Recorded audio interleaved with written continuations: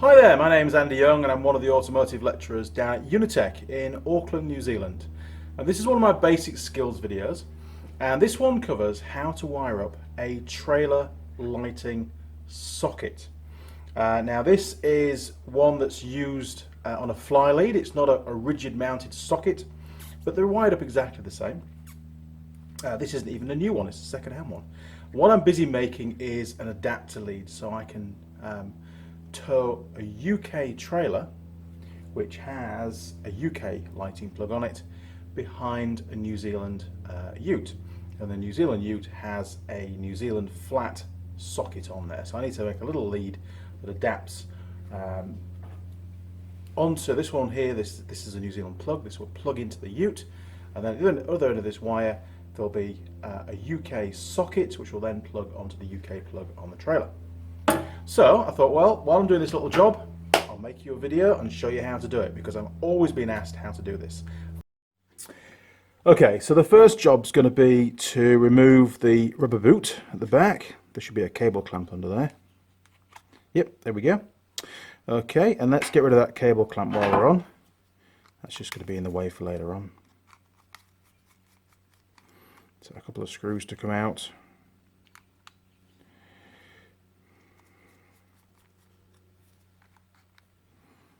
There we go. Now we've also got this cover here at the back. This should expose all the connections. So we'll get those screws taken out. There we go, with the cover. Right, okay. Not as tight as a new one, but it should still work. So get rid of all that dust. Cool, okay. So we need to go around and just open up all of these little screws ready for accepting the wires. And whilst I'm doing that, you might notice there's some numbers, not everyone, but there's some numbers going around the outside. They're going to become quite important for later on.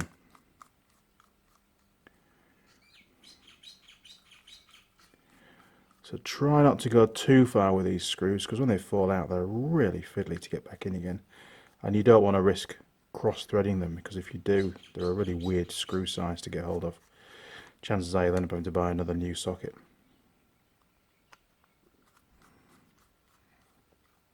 Okay, one more to go. Done. Alright, now we need to determine just how much of this black insulation, the outer insulation of this 7-core cable, we need to trim away. So if we just hold that about there, look, okay, and the cable clamp comes up to about there.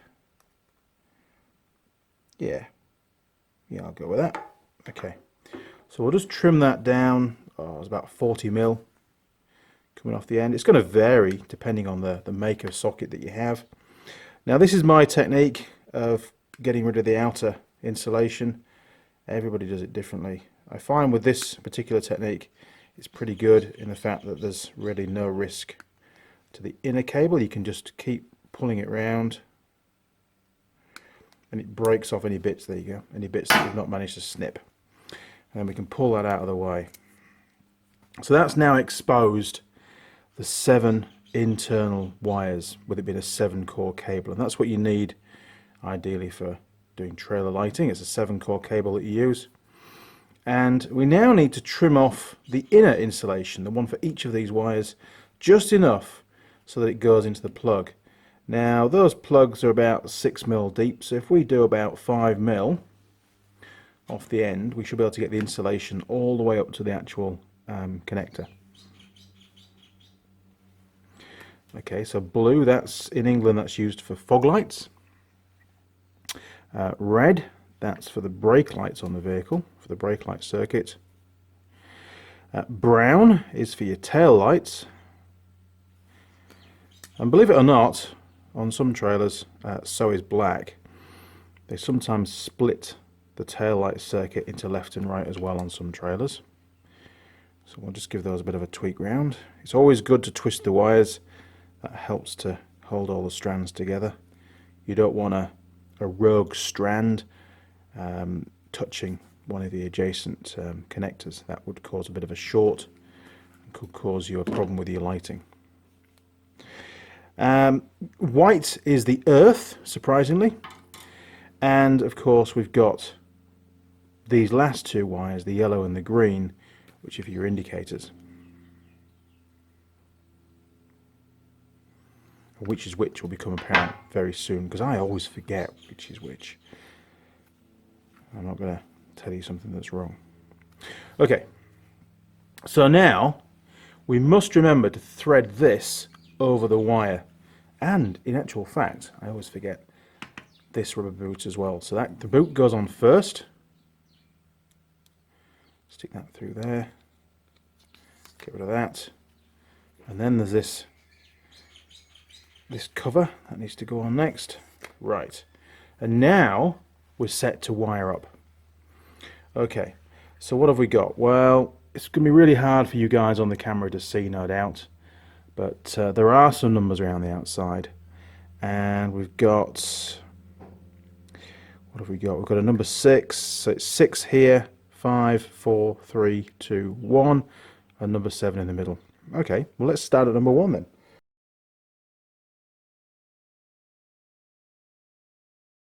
So number 1 is the yellow. So the yellow wire goes into number 1. Number 1 is there. So we'll stick that in there, look. Now it is quite a loose fit. There's something we can do about that to make it even better. So what we can do, if we just double the distance of insulation that we've taken off, like that, and then use your nail and you can double that back, and that actually gives the clamp a lot more to grip onto. So there's number 1. Okay, and now it's a good snug fit. So we'll do that to all of them, and that way it's gonna hopefully get a better connection. And you know, it just depends on the wire that you've got, and it just depends on the make of the socket as well, whether you can do this. But it is a good thing to do, and if you want to go the whole hog, then there's nothing to stop you dropping a bit of solder over the end of these wires as well, and that will make it even more resilient to corrosion. It's a really good idea actually. But soldering's in one of my other videos, so I won't waste your time doing that. I'm sure you know how to solder. There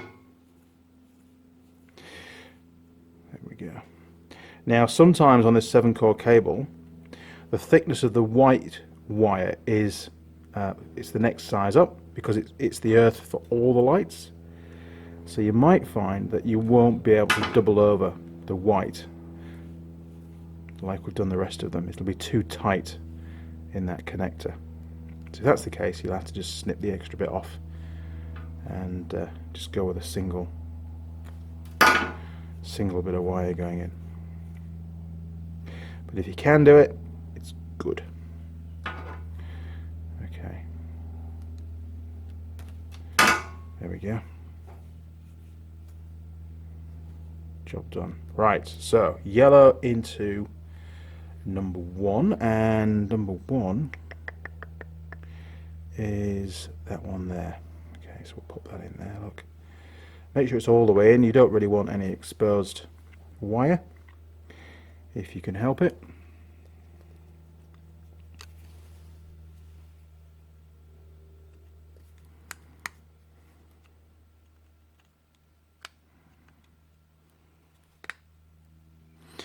And make sure they're tight on these screws, but not over tight. Okay, so number 2, what have we got on number 2? We've got black should be going in there. Now as you're doing this, you want to try and be conscious of the wires twisting. You don't want a great bird's nest of wires. You want to try and keep them relatively tangle free if you can help it. That makes it easier to work on in the future if you have to tidy up one of the wires.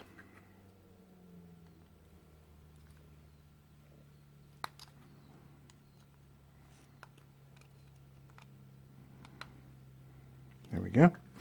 Okay, so number 3, we've got white. There's our earth. So now we're going to know if we can get that that doubled up thicker wire all the way in or not. Fingers crossed. Oh yeah, pretty good. Yep, quite happy with that. So again, make sure you've got it pushed in whilst you're tightening it up, and that way it's going to stay all the way in. Just looks a lot neater without any exposed wires, if you can help it.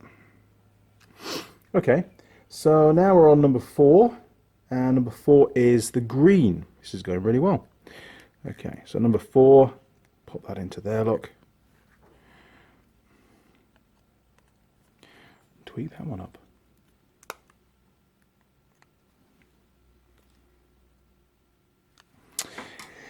Then after the green, we've got the blue. Now the blue is normally unused in New Zealand. In England it is used. Most trailers in England do have fog lights, so you do well to wire that in.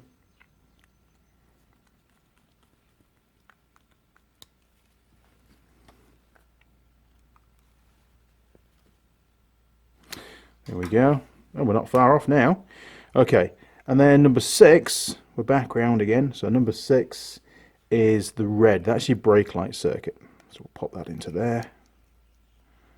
There we go. Now look, you see that exactly what I was on about earlier on. We've got a little strand here, which could cause a problem later on.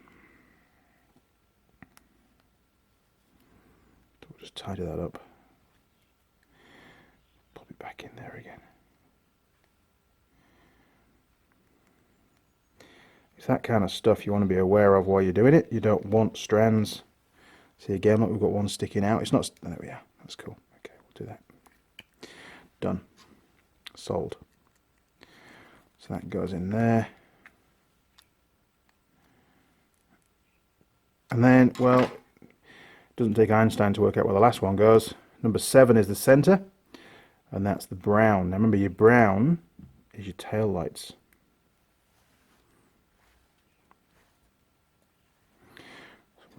Finish off doing that one up.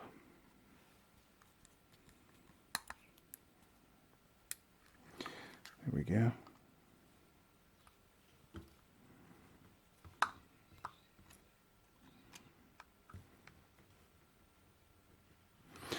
Good. Okay. Now, what you can do before you put the cover back on, if you want to try and reduce corrosion even more, is you can actually get some grease, and you can put grease over all of these terminals. Just some lithium grease is fine. If you haven't got grease, a bit of Vaseline's good.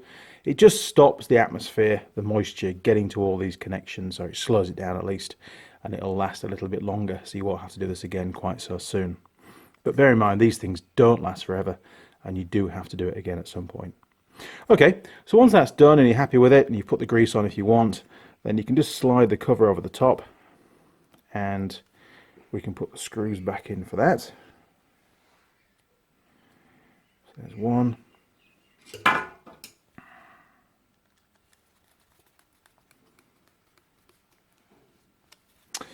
And the second one, there we go, look. Okay. Pretty easy job, really. Now, next job is going to be the cable clamp. If we left that off there, you know, people do pull on the cable to undo the plugs, which is really bad practice, but hey, we all do it if it's dark and we're in a rush. So we'll put the cable clamp on next.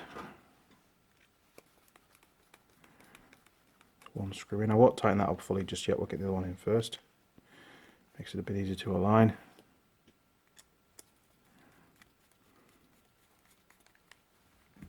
Okay, tight. Tight. Has it held the cable?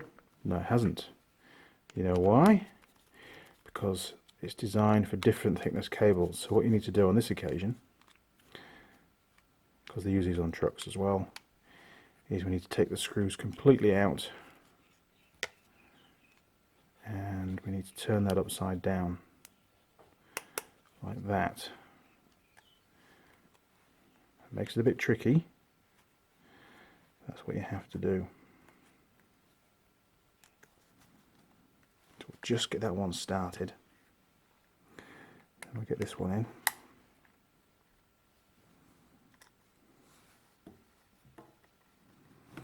There you go, and you'll see that that plastic will flex quite a bit. But it's really important we clamp that cable.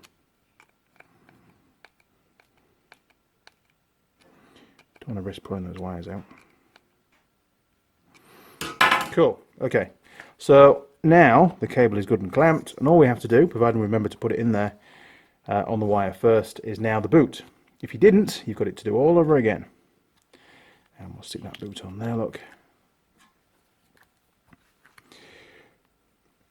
Let's put that across there. There we go. There you go. Sorted. So there you go. I've now finished making my adapter lead.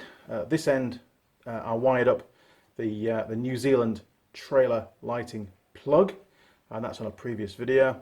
And on this video we covered how to wire up an English trailer lighting fly socket. That's this one here. Now fly because it's on a lead and it's not fixed to the vehicle. And this allows me now to tow an English trailer with English lighting and an English plug on or the back of a New Zealand ute without having to change in the wiring. I can just plug this in and away I go. So I hope you found that video helpful. My name is Andy Young. I'm one of the automotive lecturers down at Unitec in Auckland, New Zealand. If you have any questions or comments, please leave them down the bottom and I'll do my best to get back to you as soon as I can. If you found the video interesting, then do subscribe to the channel, and that way you'll receive notifications when more videos get uploaded onto the channel that may also be of help to you. Well, there you go. Thanks for watching, and over and out.